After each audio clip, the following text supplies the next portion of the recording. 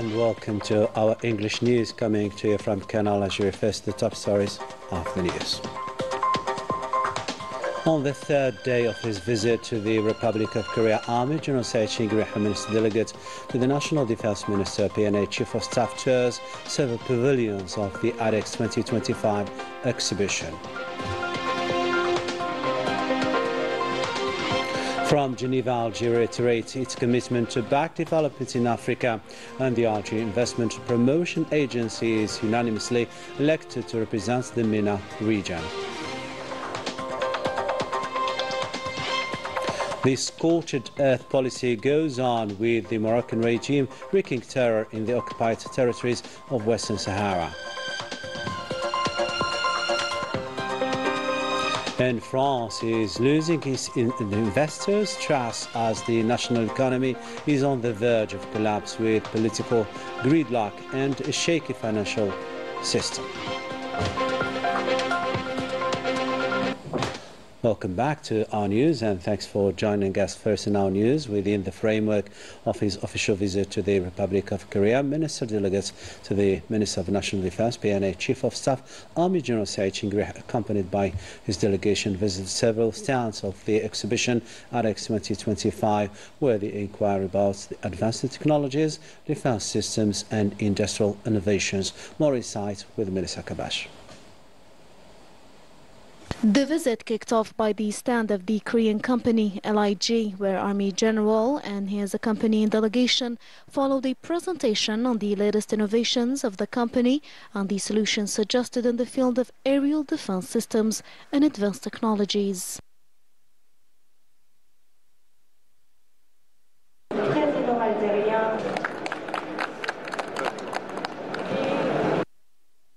The Army General, alongside his delegation, also visited the different stands of the company and became aware of the various equipment and systems designed and manufactured by it.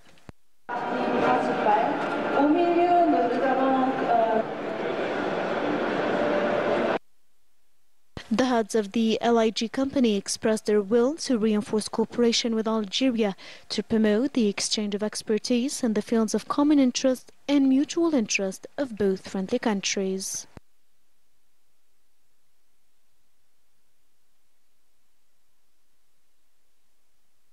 Army General Sejong, Minister Delegate to the Minister of National Defense, Chief of Staff of the People's National Army, then toured the pavilion of special vehicles of the Kia company, where the executives delivered a presentation on the latest models of special vehicles produced by the enterprise, highlighting their modern technologies and advanced industrial capacities. At the end of the visit, the Army General and his accompanying delegation were received by the executives of the company Korea Aerospace Industries, where they inquired about the company's current and future projects. On this occasion, the Army General hailed the level reached by the company, underlining the importance of reinforcing cooperation and the necessity to enlarge partnership in the fields of research, development and training. From military cooperation to diplomacy now, the Minister of Foreign Affairs, National Community, Abroad and African Affairs, Ahmed Attaf, held a phone call with his Russian counterpart, Sergei Lavrov, as part of the traditional and regular consultations between the two ministers regarding the international and regional issues of common interest in the light of the current events shaping the world scene and included in the agenda of the UN Security Council. Above all, the decolonization process in Western Sahara, with a resolution in the offing by the end of this month. The Minister of Foreign Affairs, National Community, Abroad and African Affairs, Ahmed Attaf, also received the Speaker of the House of Representatives of Nigeria, Tajuddin Abbas, now on a visit to Algeria. Brotherly relations and cooperation between the two countries were at the heart of this meeting. The two sides stressed the necessity to give a new impetus to these relations via parliamentary diplomacy and regional integration projects. Ahmed Attaf also received the British Deputy Secretary of State for the Middle East and North Africa, Hamish Faulkner. During this meeting, the two sides reviewed the different cooperation aspects and the best ways of further developing them via strategic dialogue and economic partnership. They also addressed a number of issues included in the UN Security Council's agenda.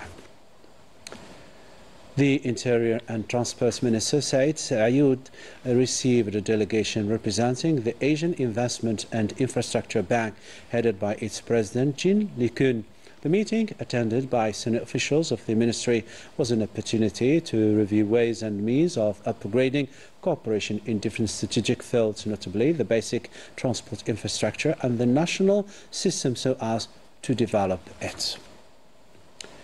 The Foreign Trade Minister, Kamal affirmed in Geneva, Switzerland, that Algeria will continue backing development in Africa through the implementation of major continental projects in several fields in line with the guidelines of the President of the Republic, Abdelmajid Tebboune. These projects are meant, according to the same speaker, to consolidate integration and spearhead development in the continent. And on the sidelines of this meeting, the Foreign Trade Minister held talks with his Saudi counterpart, Majid Abdullah Al-Qasabi. With him, he reviewed trade and investment relations and the best ways to promote them on the basis of the existing economic potentialities in various fields. To another story now, the Algerian Investment Promotion Agency was unanimously elected at the presidency of the Middle East and African region within the World Association of Investment Promotion Agencies, WEPA. This election highlights the key role of Algeria in improving the climate of investment and South-South cooperation during this two-year mandate. The Algerian agency will represent the MENA region at the international institutions. To another story now, the General Secretary of Foreign Affairs Ministry, Lounas Magraman, signed the condolences book at the Kenyan Embassy here in Algiers following the death of the former Kenyan Prime Minister, late Raila Odinga. You are still watching Canal Algérie. Coming up in our news.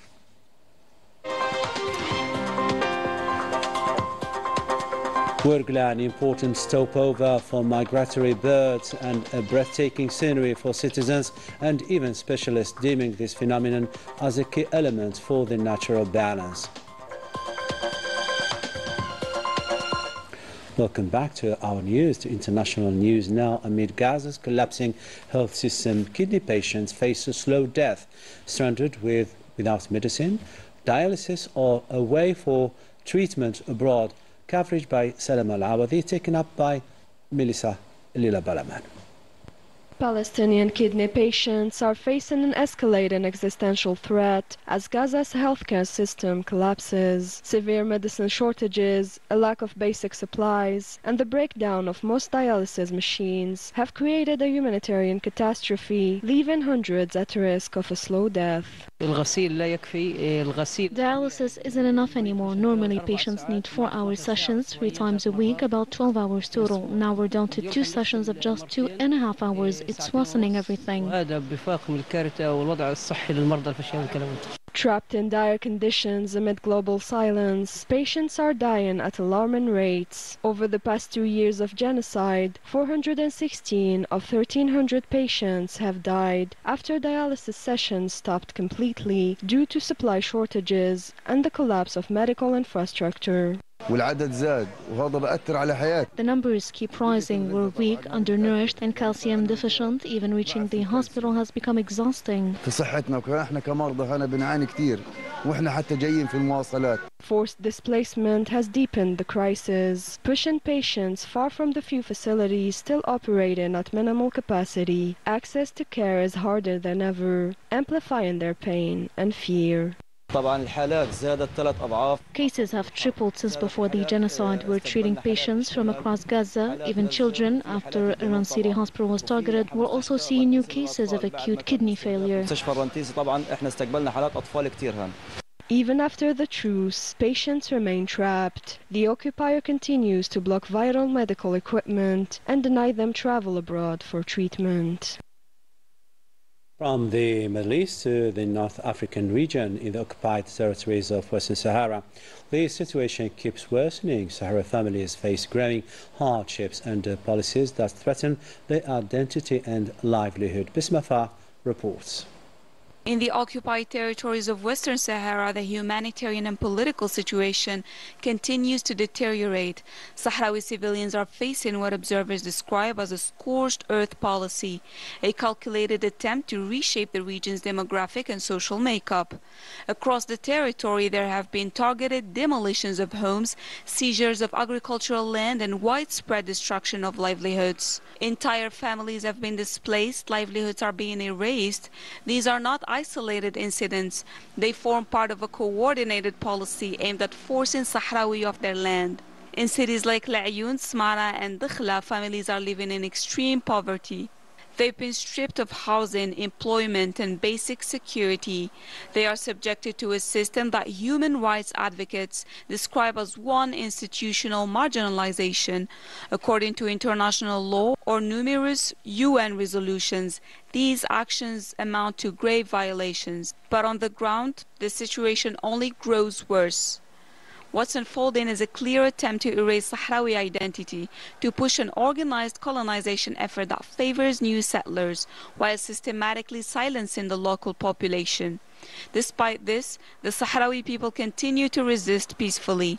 They remain the last people in Africa still denied the right to self-determination.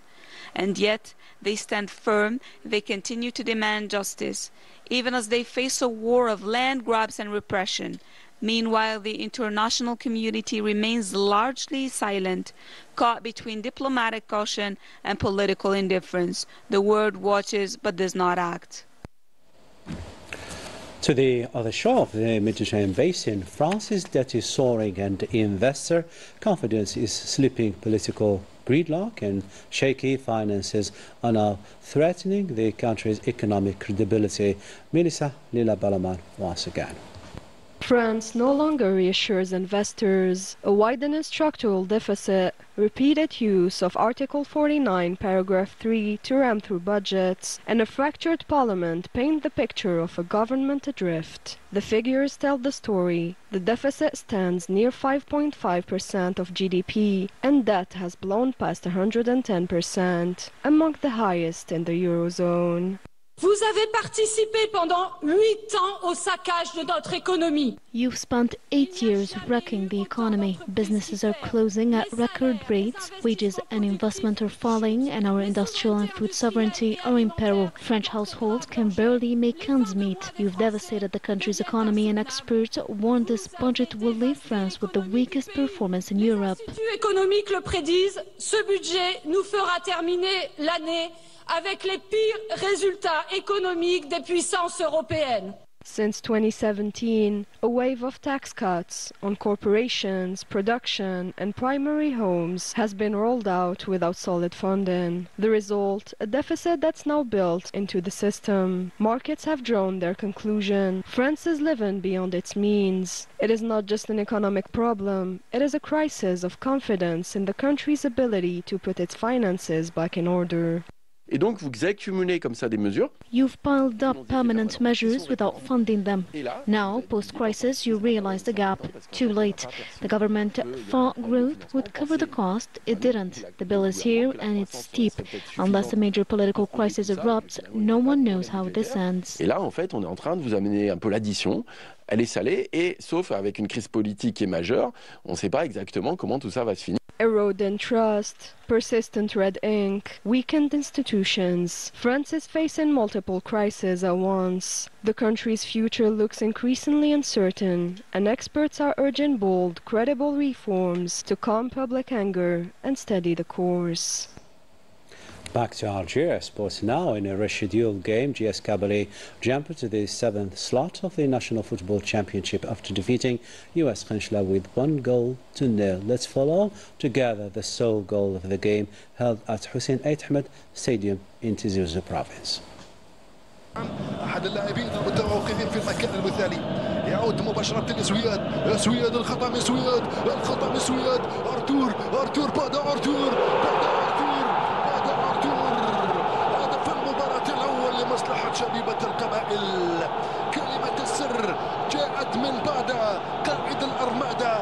منسق من الخلف، خط الخلف لفريق شبيبة القبائل. 1-0 وفرحة عارمة في مدرجات ملعب المجاهد الراحل حسين أحمد هنا بمدينة تيزي وزو. Praiseworthy victory indeed. Every year, the wetlands of Wergla become a resting ground for hundreds of migratory birds drawn by the region's mild climate and the calm waters. These rare visitors turn the lake into a living sanctuary, revealing the region's vital role in preserving biodiversity. Let's hear about this vivid story with Besma Far. Just a few kilometers from the city of Wergla, an unexpected natural spectacle unfolds every year. Hundreds of migratory birds land on the lake, turning it into a peaceful stopover before resuming their long journey from Europe or Asia towards warmer African lands. For these birds, the lake offers more than rest. It is a safe refuge and a rich feeding ground, where they regain their strength. These birds play a key role in maintaining biodiversity.